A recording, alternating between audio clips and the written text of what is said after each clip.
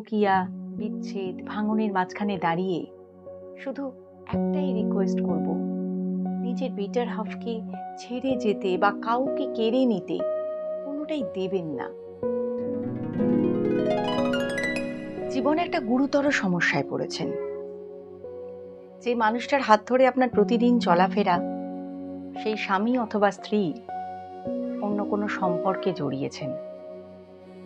আপনার দিন রাত এক করে ভাবনাও উপায় বলে দিচ্ছে না কি করবেন। ভাবছেন আপনার জীবনেই কেন এমনটা হলো, আবার এটাও ভাবছেন যে এই বিপদ থেকে বেরোবেন কি করে, বা এই সম্পর্ক থেকে কি করে দূরে আসা যায়। কিংবা ভাবছেন ডিভোর্স, বিবাহ বিচ্ছেদ এসবের চিন্তা করছেন। হয়তো পরিবারে সন্তান আছে, সেটাও একটা যন্ত্রণার কারণ। ঘাবড়ে গেছেন, অবসাদে ভুগছেন। আপনার জন্য রইল আজকে আমাদের ভিডিওটা। বিবাহিত জীবনে ঝড় বৃষ্টি তুফান কষ্ট যেমন আসে, এরকমই একটা কষ্ট হলো পরকীয়া। আজকের যুগে দাঁড়িয়ে প্রায় প্রতিটি মানুষের ঘরেই এই ধরনের সমস্যা কোনো না কোনোভাবে আসছে। বিয়ের আগে এই ধরনের সমস্যা একরকম থাকে, আর বিয়ের পরে হলে সেটা ভয়ঙ্কর হয়ে দাঁড়ায়। কি করে মুক্তি পাওয়া যায় এই সমস্যা থেকে, সেটা আমরা পরের এপিসোডে ডিটেলে বলার চেষ্টা করব। আজকে শুধু বলি, আপনি বা আপনার মতন যারা এই ধরনের সমস্যায় আছেন, তারা একটু ঠান্ডা মাথায় যে কথাগুলো বলছি সেগুলো ভাবুন। ধরুন দুটো মেয়ে এক জায়গায় হলেই নিজেদের হাজবেন্ডদের নিয়ে চর্চা শুরু করে, হাজার রকম নিন্দে, ঘন্টার পর ঘন্টা কেটে যায়। এগুলো ভাবতে গেলে ছেলেদের খারাপ লাগে, তাই তো? ছেলেদের আড্ডায় কিন্তু মেয়েরা বা বাড়ির বউরা তেমন একটা আসে না, ছেলেরা বড্ড ভালো। না, দুটোর কোনোটাই নয় কিন্তু। আসলে দুটো দুরকম প্রকৃতি। মেয়েরা যেমন বেঁধে বেঁধে থাকতে ভালোবাসে, ছেলেরা ছেড়ে ছেড়ে থাকতে। মেয়েদের আনন্দের মুহূর্তগুলোতেও স্বামীরা বয়ফ্রেন্ডরা চলে আসে, সে যে কোনো ফর্মেই হোক।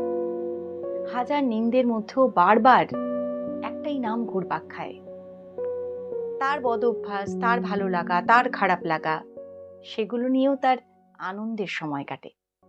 এগুলোকে মেয়েরা আসলে রিলিশ করে। এটাও কিন্তু এক রকমের ভালোবাসা। ভাবতেই পারেন একটু নেগেটিভ লাভ, কিন্তু লাভ। আর ছেলেরা ভালোবাসা তো মুক্ত বিহঙ্গের মতন বাসে, ওই বাসায় ফেরাটুকু, বাকিটুকু নিজের আকাশ। কিন্তু মজার ব্যাপার হলো, এদের দুজনকে জুড়ে দিলে যেটা দাঁড়ায় সেটা হলো দাম্পত্য। এর শক্তি ভয়ঙ্কর। তাই কোনো মেয়ে বা কোনো একটি ওয়াইফ তার পার্টনারের নিন্দে করলো শুনে কোনো পুরুষ হয়ে সেই জায়গাটা সুযোগ নেওয়ার চেষ্টা করবেন না। একবার আপনি তার স্বামীর নিন্দে নিজে করে দেখুন তো, পুরো বাঘিনী হয়ে উঠবে। অন্যদিকে ছেলেরা যতই মজা করে বলুক যে আমাদের পরের বউ পছন্দের, একবার তার নিজের বউয়ের গায়ে হাত দিয়ে দেখুন তো, পুরোটাই পুরুষ সিংহ হয়ে উঠবে। শুধু মুশকিলটা হয়ে যায়, বাইরে থেকে দেখে অনেকে ভুল করে বসে, তারা পরকীয়ায় ভেসে যায়। আসলে ভিতরের কুলটা কিন্তু মজবুত থাকে, অনেকদিন পর্যন্ত থাকে, যদি চেষ্টা করা যায়। প্রথম অবস্থায় এই কুলটাকে ধরে রাখা যায়, কারণ দাম্পত্য একটা সুন্দর পবিত্র সম্পর্ক। তাতে ভুল হতে পারে, কিন্তু বিচ্ছেদ যেন না আসে সেটা দেখার দায়িত্ব উভয়েরই। অন্যান্য সব সম্পর্কের থেকে এখানে কিন্তু ক্ষমাটাই বেশি প্রয়োজন। কিন্তু মুশকিল হয় কি, এইরকম কোনো সম্পর্কের কথা একজনের সম্পর্কে যখনই আরেকজন পার্টনার শুনতে পান, তখনই কিন্তু তিনি প্রচণ্ডভাবে রেগে যান। রাগের বহিঃপ্রকাশটা নানান রকম ভাবে হয়।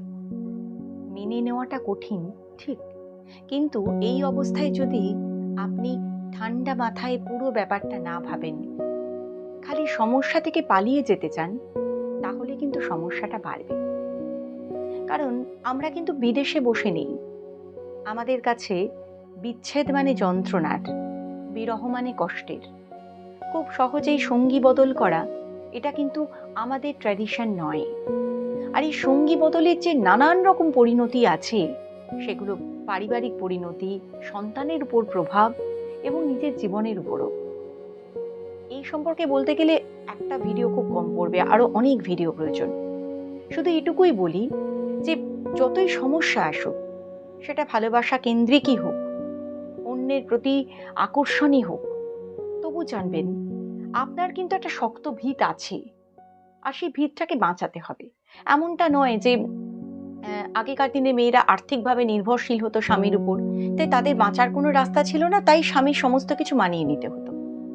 কিন্তু আজকের যুগে দাঁড়িয়ে বলবো, আর্থিক দিকটাকে সরিয়ে রেখে উভয়কেই, একজন স্বামীকেও এবং একজন স্ত্রীকেও কিন্তু সমানভাবে এই সমস্যাটাকে বুঝতে হবে যে এর পরিণতি বিচ্ছেদ নয়, নিজের জিনিসটাকে বাঁচাতে হবে। এই ভাবনাটা থাকা খুব জরুরি। দেখুন, মা বাবা ভাই বোন ভুল করলে যদি তাতে ফিরে আসা থাকে, ক্ষমা থাকে, তবে দাম্পত্য সম্পর্কে সেটা কেন থাকবে না? হর পার্বতী, রাধা কৃষ্ণ, আদম ইভ যদি আমাদের প্রথম ভগবান হয়ে থাকে, প্রথম মানুষ হয়ে থাকে, যাদেরকে আমরা, যাদের ভালোবাসাকে আমরা সর্বোচ্চ ভালোবাসা হিসাবে স্বীকৃতি দিই, সেখানে কোনো বাবা মায়ের ভালোবাসা বা সন্তানের প্রতি মায়ের ভালোবাসা নিয়ে কিন্তু কোনো সৃষ্টি নেই। তাহলে স্বামী স্ত্রীর সম্পর্ক হলো সবচেয়ে গভীর। তাই এই পরকীয়া, বিচ্ছেদ, ভাঙনের মাঝখানে দাঁড়িয়ে শুধু একটাই রিকোয়েস্ট করব, নিজের বেটার হাফকে ছেড়ে যেতে বা কাউকে কেড়ে নিতে কোনোটাই দেবেন না। দেখুন, যে অনায়াসে ছেড়ে যায় সে তো যায়, কিন্তু যে অনায়াসে যেতে দেয় সে কি আসলে ভালোবেসেছে কোনোদিন? জানবেন, আপনাকে যদি আপনার সঙ্গী ছেড়ে যায়, তার 50% দায় কিন্তু আপনার। তাই সবটাই পরকীয়া বলে দাগিয়ে না দিয়ে নিজের দিকেও একটু তাকান। পৃথিবীর সব জিনিসের থেকে সম্পর্ক কিন্তু বেশি যত্ন চায়, এটা একদম সঠিক কথা। বাড়ির আসবাবপত্রের যত্ন একটু কম করলেও নিজের বাড়ির মানুষটার যত্ন একটু বেশি করুন। সেই মিষ্টি কথা, হঠাৎ আদর, যেগুলো সম্পর্কে শুরুতে ছিল, আজ যদি সেগুলো আপনার চোখে একঘেয়ে লাগে, তাহলে আপনিও কিন্তু একঘেয়ে হয়ে যাচ্ছেন কারোর চোখে। সেটাও তো ভাবতে হবে। ভেবে দেখেছেন কি? ভাবুন আর সম্পর্কটাকে বাঁচান। বাবা মায়ের অপরিসীম আদর, ভালোবাসা, কেয়ার সত্ত্বেও যে মেয়েটা বা ছেলেটা আরেকজনের কাছে যত্ন খুঁজেছে, সে তো সেই যাকে আপনি বিয়ে করে এনেছেন বা বিয়ে করেছেন। তাই আজ যদি সেই যত্ন, সেই কেয়ার, ভালোবাসা একঘেয়ে ভেবে কমিয়ে দেন, তাহলে সে তো আরেক জায়গায় তা খুঁজতেই পারে। তার মানে এই নয় যে সে ফিরে আসতে চায় না বা আপনাকে কোনোদিন ভালোবাসেনি। পরকীয়া হয়ে গেলে তার থেকে কিভাবে ফিরবেন, সেই জায়গাটা তো অন্য। শুধু বলি, নিজেদের সম্পর্কগুলোকে আগে বাঁচাতে শিখুন। ভিডিওর একেবারে শেষে বলবো, সম্পর্ক শেষ করার আগে জেনে নিন, রাতের সব তারাই আছে দিনের আলোর গভীরে। ভালো থাকুন, পজিটিভ থাকুন, সুন্দরভাবে বেঁচে থাকুন। আর কি করে সুন্দর করে বেঁচে থাকা যায় তার জন্য চেষ্টা করতে থাকুন। কোনো কিছুর জন্যই বিচ্ছেদ বা বিরহকে সারা জীবনের জন্য টিকিয়ে রাখার চেষ্টা করবেন না, সম্পর্ককে টিকিয়ে রাখার চেষ্টা করুন। আর দেখতে থাকুন, শুনতে থাকুন বং পজিটিভ।